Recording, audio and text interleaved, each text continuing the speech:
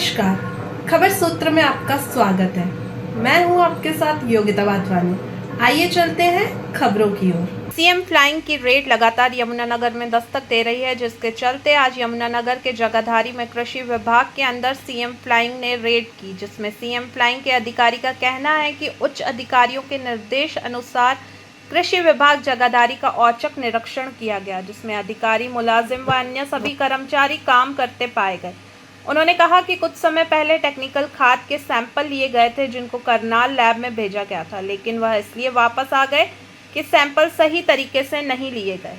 दिनांक 19/7/24 को अफसराना बाला के आदेशानुसार कृषि विभाग जगाधरी का औपचारिक निरीक्षण किया गया। निरीक्षण के दौरान अब तक की जांच में सभी कर्मचारी मुलाजम 4th क्लास काम करते हुए पाए गए। जो अब तक की जो जांच है उसमें पाया गया कि डीडीए द्वारा सैंपल लिए गए थे ग्रेवाल नाम के टेक्निकल खाद के, और वो किसी अन्य लैब में भेज दिए, जो वहाँ से तराज लग के वापस आ गए, जिसको फिर संबंधित जिसको भेजने चाहिए थे करनाल लैब में भेज दिया गया। और करनाल लैब से वो इसलिए वापस आ गए कि इसको सैंपल ठीक प्रकार से नहीं लिए गए।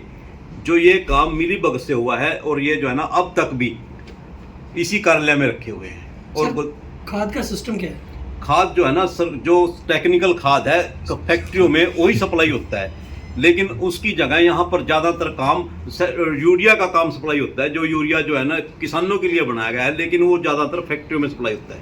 किस अधिकारी की मिलीभगत से हो रहा था? अब तक की तो नज़र में नहीं आया, लेकिन जो पहले था उनकी उससे हो रहा था मिलीभगत। कौन था सर पहले?